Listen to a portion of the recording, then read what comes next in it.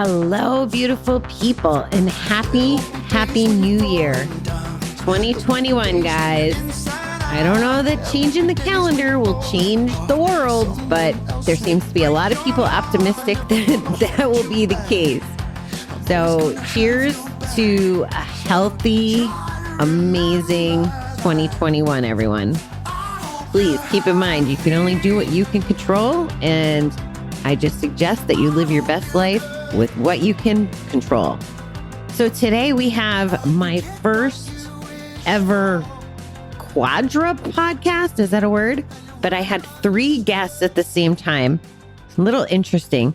And Bernie, he's been with us before, but him and a couple of his friends are announcing some plans that they're working on for this month and some changes in their recovery solutions. So please take a listen and feel free to follow them and get engaged with the community. Thank you. Hello, everybody. Welcome to 321 No Kiddin'. To my fans out there, I am doing my first panel recording, which I'm pretty excited about. And I have some great resources here from PGHR. I knew I was going to mess that up. Bernie has been with us before, and he is going to get us started. Welcome, Bernie. Yeah, I'm glad that you were able to do this. I was actually in the hospital with asthma that I didn't know I had. When it came to me that people needed to be able to get their recovery and keep connected regardless. And so I did some things differently in that. And it wasn't until, that was 2011. It took until 2017 for it really to start taking hold.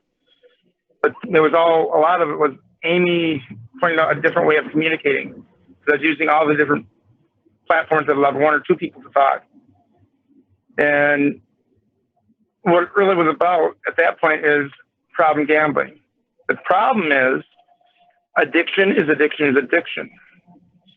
And problem gambling, hope and recovery was born out of the idea that the addicts needed to have meetings, and they didn't need to be told they had to get somewhere. There's online gambling, there's all these different things. Put in what you can of to recovery. So for years, it wasn't until I ran to Amy that it really kind of took off. And more recently, Richard has brought in the component of all of our addictions are the same. It's a moving target. And there's something we can learn from each other. So we're looking at, with it being 3 years, December 29th, of possibly changing the name to People Growing Hope and Recovery, and talking about having the singleness, so we can have meetings where they're just about gambling recovery and just about the different types of recovery, but also getting it involved where we talk about our recovery at that foundation. Because the foundation is 12 steps no matter which program you're in. And it's been really kind of a growing experience for me. The 2 people that are here taught me more than they'll ever realize, because when I started out, I was very much about me, and I needed it, and that I was going to make sure people came. And I learned that I needed it, but the mentality had to be, hopefully somebody will come with us. So with that, I'll close on it. That's kind of where we're at. Okay, I'm going to have them expand and maybe even repeat a little of what you said between the turn signal and this connection with you driving. I don't know if we're going to be able to capture everything you said. So I'm going to ask Amy to jump in and take it away. Okay, hi, I'm Amy Meese. Thank you for having me. I'm a compulsive gambler.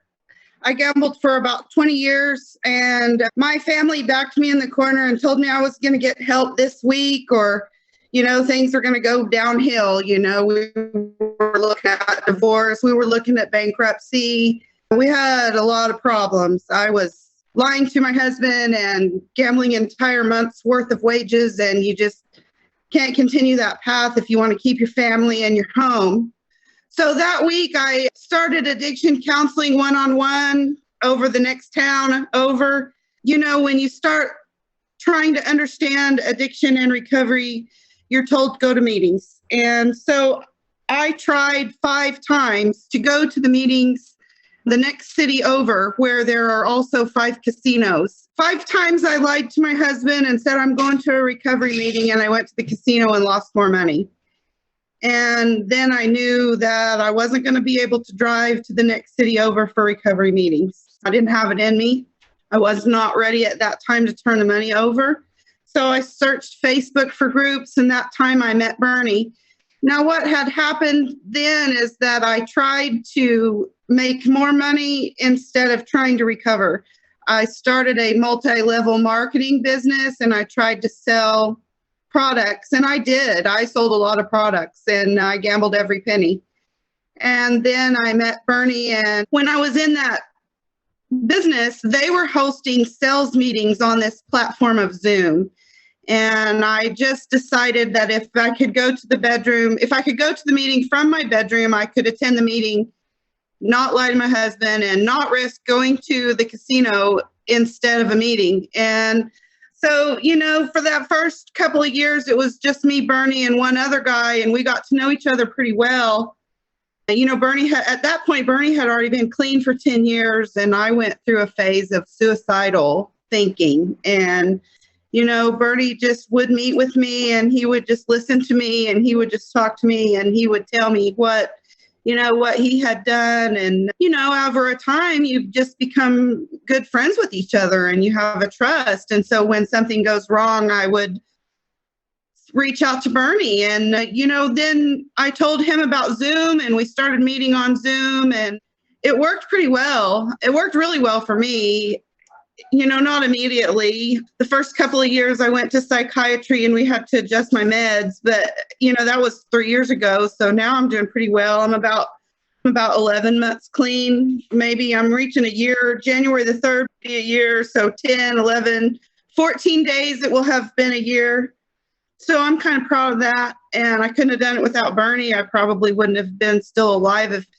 So Bernie started the Facebook group, and then we met, and I told Bernie about Zoom, and we hollered about Zoom on his Facebook page for a couple of years. And then we started having meetings, except I had never been to live meetings, and I didn't know how to host a meeting. And so we were really just talking with each other. And what I learned is that people with addictions are pretty emotional.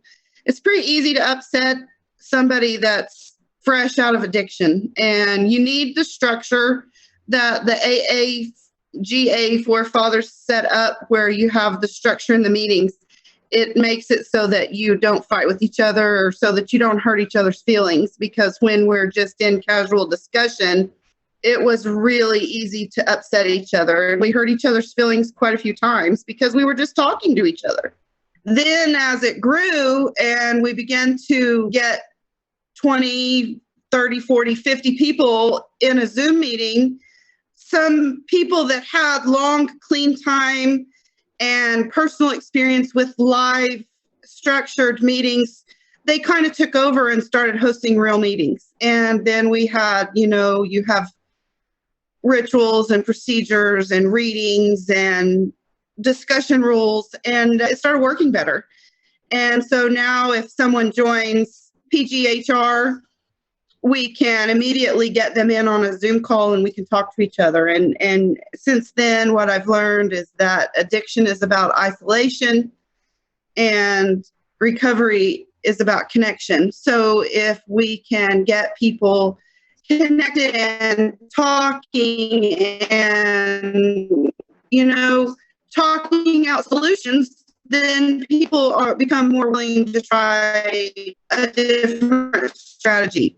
Pretty big turning point for my husband and I when we knew that maybe no longer divorce was going to be an option, and suicide wasn't an option, and bankruptcy wasn't an option. What happened was I finally conceded. I'm a compulsive gambler. I cannot manage money. If I have money, I go to the casino.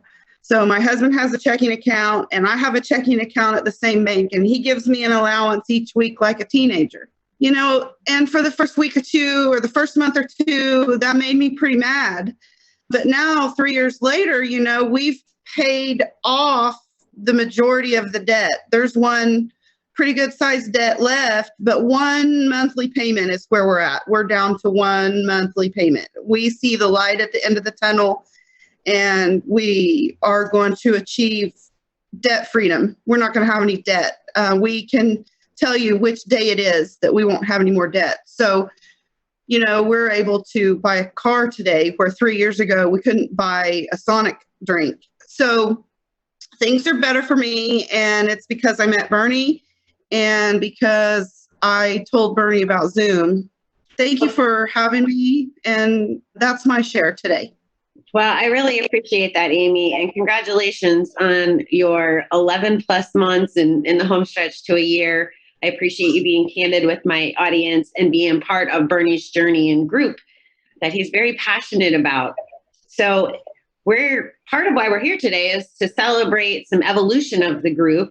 And that's why you're on the call, because you have brought the Zoom factor in, your relationship with Bernie, and your compassion for the new people and helping them with like the rules and stuff, as you pointed out, with the structure. So I am going to ask Mr. Richard to share how he fits into the equation and maybe get a little bit more into what the future of PGHR looks like.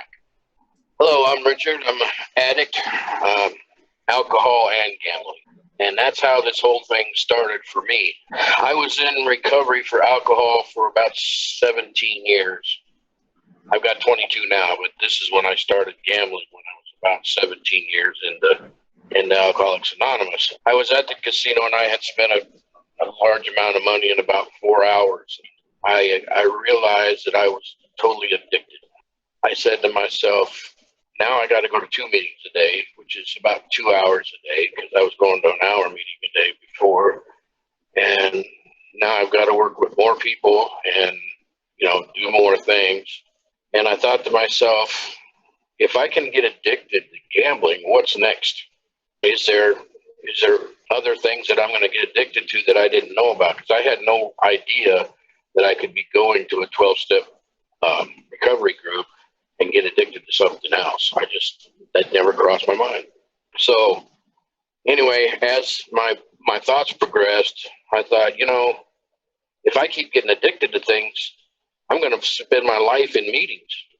I don't want to spend my life. There's 21 different addictions. I didn't know that, but there's 21 different addictions, and I found that out through a group that I'm going to now. If I go to an hour for each one of them, I'm going to be addicted to recovery. And my life is just going to, don't get me wrong, I love recovery, but I want to use what I'm learning, out in the real world.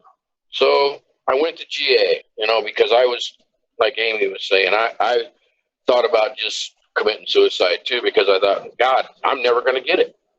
I'm never going to get what's going on. I don't know what I missed in AA, but I missed something, because here I am addicted again. But now I know there's a different story to that. So I started looking at the steps, and I worked through all 12 steps, but I looked at the first one and I thought, the first step is we admitted we were powerless over alcohol or gambling, that our lives had become unmanageable. And I looked at that step and I thought, that ought to say we admitted we were powerless over our addictions, that our life had become unmanageable. And then and the rest of the steps don't even mention what your addiction is, except for 12.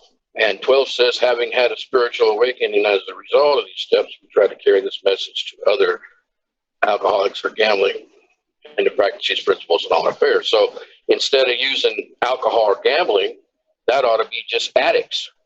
So I was looking at this and I was thinking about starting a meeting for this, and I didn't know how it was going to go over. And then I thought to myself, what if somebody's already done this? Maybe there's something out there, So I went and Googled all addicts. That's all I put on, and up come All Addicts Anonymous. So I started reading about it, and it's the exact same 12 steps that I was thinking about. It had addictions and addict in the first and 12th step, and I thought, well, that's strange. Then I started reading, and they have 4 absolutes in there that were started by the Oxford group. That was the 4 points that they used for recovery. in the Oxford group, which each one of those is now 3 steps. And that's how they came to about. Okay. And then they, of course, have the 12 steps, and then they have 10 points. Well, if you've been in an AA meeting, they read something called How It Works out of the big books. Okay. And those 10 points are nothing more than the 10 points that comes out of How It Works. Only it's a short form, and they call them the 10 points. So I started going to their meetings, and I thought that singleness of purpose was the only way to do it. And I started listening to other addicts. Some of them were in Narcotics Anonymous. Some of them were in Sex Anonymous. Some of them were with Overeaters Anonymous. Some were even Al-Anon. And I started learning things that I had no idea existed. I had no idea that there was 6 points or 6 types of fear until I went to that meeting. I had no idea that you could have a meeting on surrender versus phony recovery, or phony, what they call that. Just a minute. You're teaching me things right now, Richard, because some of this is totally new to me. So thank you. Yeah. So anyway, I listen to these people, and yeah, they it's a little uncomfortable at first because they talk about acting now, like Sex Anonymous. They'll talk about acting out. They don't give details, but they talk about that, and the meeting becomes way more spiritual because everybody connects on a spiritual level. And so then I started asking, well, how did this whole thing come about? And they told me that it's been around since 1964. And the way it came about was Tom Powers. Now I'll just say Tom P. Tom P was a sponsee for Bill W. Okay. So he helped Bill W. write the book, and he also helped with the 12 and 12. Okay. But Bill wanted it to be single purpose, and Tom wanted it to be for all addicts. So they kind of had a falling out, and Tom opened his house up to all addicts the same way that Bill opened his house to just alcoholics. Okay. And that's how it was born. Everything come from the big book. It's the same 12 and 12. It's the same AA program, but Tom wrote a book called An Invitation to a Great Experiment, because Tom was a atheist when he started this. Okay. And it's really, the book is how he come to God and is now a Christian. And there's certain suggestions in there, and there's books in there that he read and stuff like that. But it's very, very interesting to me. Very interesting. And I've been reading it. Now, anyway, long story short, I liked AAA, and so I told Bernie about it. Bernie went to a couple of meetings. He goes, "Oh my God, this is exactly what we're about. Is getting all the groups together." And so we decided to open up a meeting of AAA on PGHR. So our first meeting is going to be Tuesday. Now, you can go to AAA and still go to Singleness of Purpose. It doesn't interfere with any of that. It's just that they believe that AAA believes that our addictions are moving targets. And our disease, I call mine addictionism. That's what I call mine. And they're moving targets. Now, if you're not aware, like I was, if you're not aware that there are other diseases out there, other addictions out there, then you can fall into that addiction. So now I've got a way that I can go and I can see people and hear them, and I can say to myself, am I an overeater? And I may be able to stop it before I cross the line. So, and then the thing is, if I do cross the line, I don't have to learn different steps. I don't have to learn different language. I just use the same steps again. And I talk to somebody. You can still get a sponsor who's in your group that maybe has the same addictions as you. You can still go to Singleness of Purpose and have a sponsor. It's just that I'm learning way more than I did when I was just going to Singleness of Purpose. AA and GA saved my life, but AAA has given me a different way of life, a different aspect to all of it. So that's pretty much my role. I was going to thank you for explaining that to me. It helps clear it up for me and our listeners. And this is the premise of the shift that's happening right now, right? With PGHR. Right. Mm-hmm. That's right.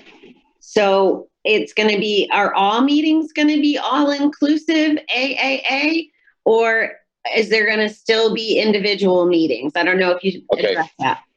We're going to have everything that is recovery. Okay. So we may have Al-Anon meetings. We'll have AA meetings.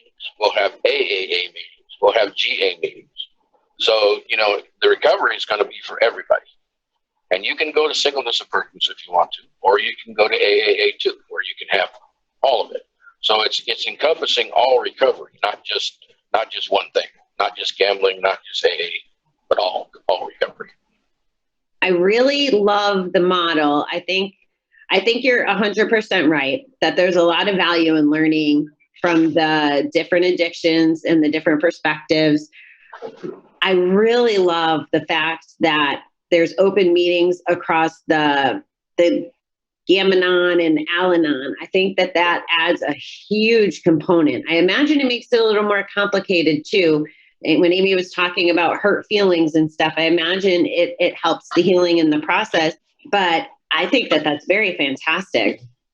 So what do you collectively, I don't know if this is a Richard, Amy, or Bernie question, but what is the goal? What do you want my listeners to know about from this conversation? That there's this new way coming, that AAA exists, that you're making the shift.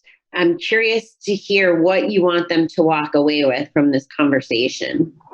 Yeah, I just parked because as I was listening, yes, I was here, but I was not focused on this. I was focused on the road. But I left my camera on so you could see. I parked at a rest area because I wanted to speak on this. PGHR, when it started out, one of the things when I was sitting in the hospital was I thought about cancer. And cancer is a disease. Now, cancer can be brain cancer, being lung cancer, all these different forms of cancer. So in the beginning vision, it was the idea that the foundation is treating the disease, and the disease has different forms. And it's something I learned from one of the folks early on in my recovery. And I was trying to figure out how I could stay connected, even if I was in the hospital. Basically, back in 2011, it took a lot to get to the point where in 2017, that with the help of Amy, we got Zoom going, and we started doing meetings a little less formal in most cases, but some cases they were structured. The difference being that as this has grown, I thought about the original founders of AA and NA and GA. They didn't have material when they started out. That's all created, but the program existed long before. And as PGHR, Problem Gambling, Hope and Recovery, has evolved, I've gotten more and more aware of that. And it was only, probably about a month or so ago that I encountered you. You were posting something, and I reached out to him because, my God, he's got it. And for some reason, it clicked that for the third year, we're going to be updating a website that we've got, which I'll get to at another time. But that's going to be updated, and it's going to have private places for people to talk and chat. It's going to basically you'll have safe about things, and you can be public about things, but not public to everybody, just to the community of recovery. Nice. Because there are people that have jobs that if it came out that they were an addict, a gambling addict, I know somebody's an accountant, that if it came out that they were an addict. I think what I heard was that it's a private community. The only ones that it'll be exposed to is people in recovery. It won't be public to the world on Facebook. So some level of anonymity is still protected. Is that what I heard? Yes, and there will also be a public area of it where people that don't understand it, that want to understand it, can ask questions of a group of people that'll be basically there to answer. It'll also have opportunities for, basically, right now there's something called a hotline. If you have a crisis with an addiction, you can call that hotline. This website will have a hotline where you can actually reach out to somebody and talk to them face to face, the spot. it's going to have a lot of new things added to it, but we're incorporating not only each of the individual types of addiction, but also the unity of purpose. Because we have singleness of addiction for a compulsive gambler that's only a compulsive gambler. We have singleness of purpose for one that has just one addiction. Over my lifetime, I can point to 6 different addictions I've had. Right. When Richard said 21, I said only 21. I can think of a whole lot more. Yeah. When this all started, I don't know if Amy will remember this. We had 17 meetings a day, 7 days a week. And for the most part, I tried to make every last one of them. And at that point, I was addicted to the Zoom meetings to the point where I wasn't living life. And recovery for me is about balance. Having the meeting, having the connection with people, the spiritual connection for recovery, but also rebuilding relationships that have been destroyed. Yeah. And being able to do things that are a little different. I agree with that 100%. I love that Richard said addicted to recovery. I've never heard it put that way, but addicted to the addictions, addicted to recovery. So Bobby's question was, what do I want listeners to take away from this? Listen, I want people to know that you can recover. You have to work at it. You have to do things that are uncomfortable at first. You have to be willing to accept that it's not someone else's fault. I think that maybe that was the hardest part for me, is that this was my fault. And I could divorce my husband and go somewhere else, but I was still going to be miserable if I didn't get help for me. And, I started with one-on-one counseling out of fear. I was afraid of people in recovery meetings judging me. And it turns out that fear was not based on anything other than just I was sick from the ups and downs of the gambling. And, when I go to these meetings, I make friends. And I don't gamble today. There was a time that was horrifying. And now, you have to give up that thing. But you know what? What I gained was every single thing else. My family back, my grandchildren back. I get to keep my home, and I get to keep my car, and I got to keep my husband. And I had to go to psychiatry and get meds, and I had to attend meetings, and I had to make a bunch of new friends. And it sounds awful. Go to recovery meetings. I'm not that person, but I met Bernie, I met Richard, and there's probably as 100 other people that helped me. And what we want to do at PGHR is just help other people get out of the pit of addiction, because you can take your life back and you can be happy again. It takes effort. It takes time. It takes planning. And, for us with the debt, we had to laser focus on how to get out of debt. And, I just picked up a budget workbook, and we worked that workbook. My husband and I, we made a plan. And then we put it away, and it only came out on payday, and we talked about it, and it just worked out where we decided as a family that it wasn't in me to be able to take care of the finances. He has to do it. Even though I have a college degree and it's something that I should be fully capable of doing, the anxiety, I can't tolerate the debt. It stresses me out, and then I feel like I need to gamble. So I don't look at it as closely as I used to. We worked together to formulate a plan, have a checklist, and he pays the bills, and we do what's on the checklist according to the plan, and it's working. And, we're going to be okay. And you can be okay. Thank you so much for that, Amy. You addressed some things that we talk about a lot here. You talked about the cycle, right? That if you're feeling anxious about the money, then it's almost like a built-in, I can go gamble now because I'm stressed out. So the cycle perpetuates itself. And you're bringing it home that people do have to do the work, but it's worth it. And you can find that connection and community, which you addressed earlier. This is really fun. This is a good learning experience for me, guys, doing my first panel discussion. So Bernie, what do you got for us?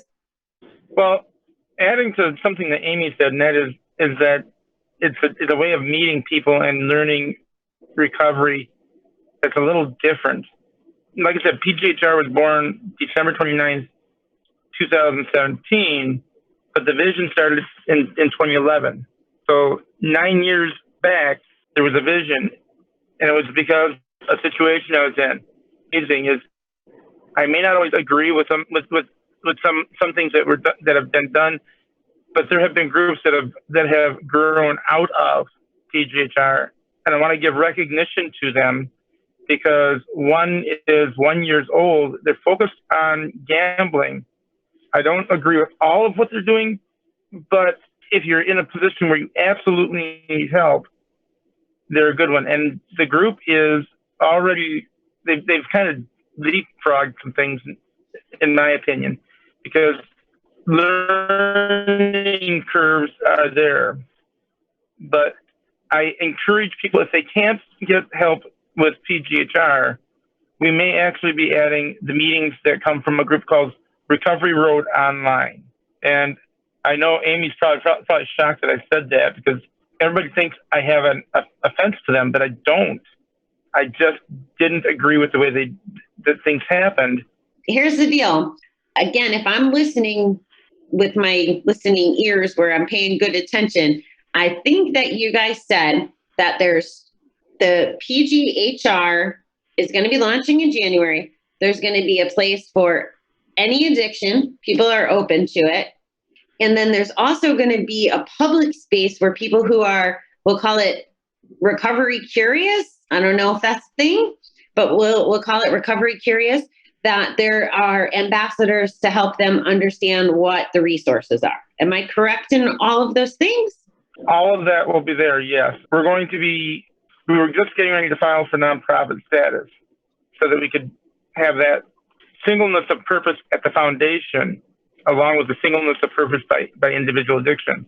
And what's going to basically happen is the name right now is Problem Gambling, Hope, and Recovery. But like I said, it's going to change to People Growing Hope and Recovery. Still be PGHR.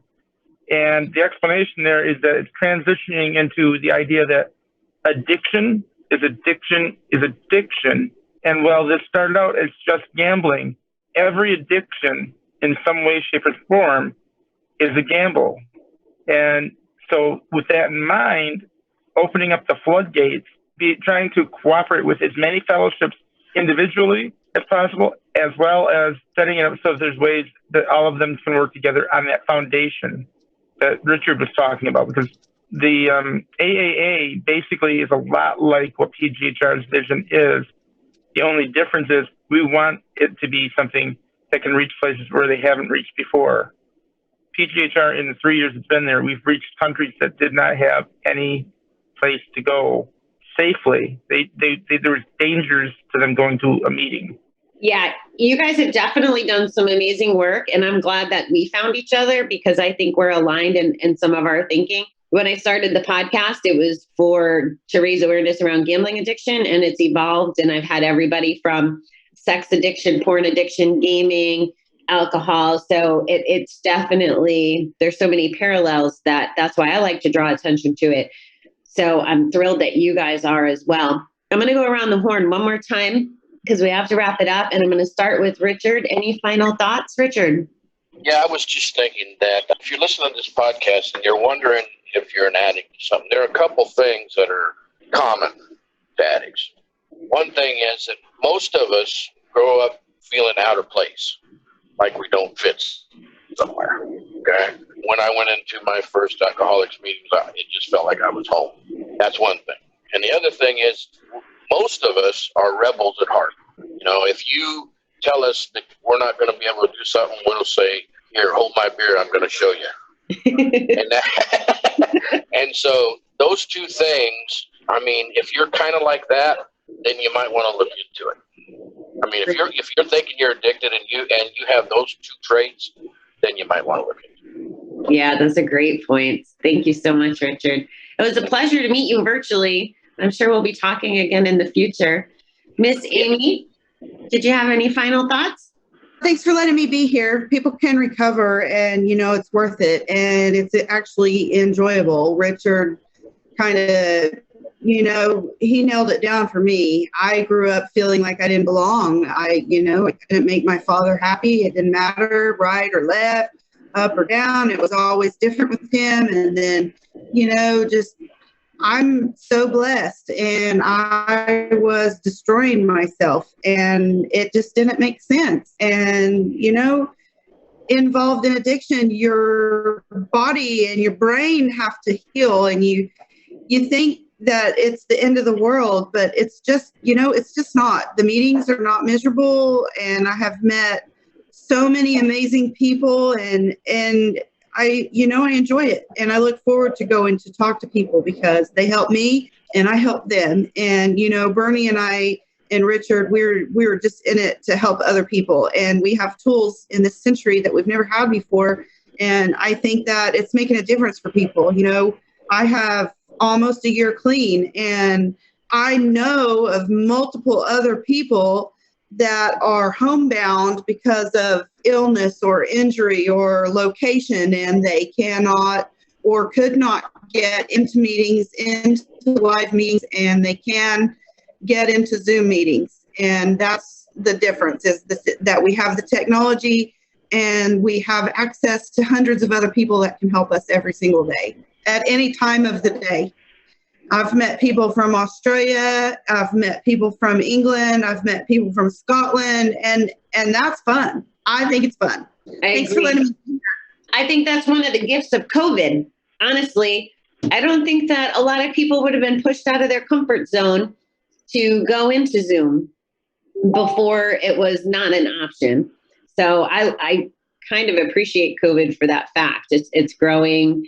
And international meetings are definitely a blast to learn from different people and have that exposure. All right, Bernie, I'm going to give you a minute to wrap it up, my friend. All right. Well, one thing I want to say is that this vision that came to me in 2011, I have to give Amy and Richard credit for some huge, huge leaps.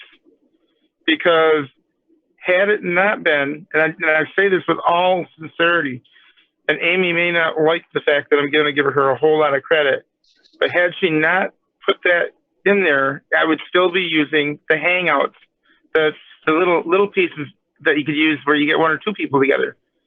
And it expanded the things and really did, for me, 2 years ago, I would never have imagined that all of a sudden we're going to have people from around the world reaching out because they can't go to a meeting because of COVID. COVID basically put the idea of recovery around the world on steroids. For sure. And amazing things are happening. It's all because there's a spiritual component to it. And that spiritual component has made the journey so much more. The vision may have started with me, but the problem is it's everybody's vision. As I've gone through these last 3 years, I ran into Amy. It was her vision. I got to get to a meeting, but I can't go by the casino. It's another person's vision that I can remember. And Amy probably remembers. We sat with a person who was in the hospital struggling, and they couldn't get to a meeting, but they were scared.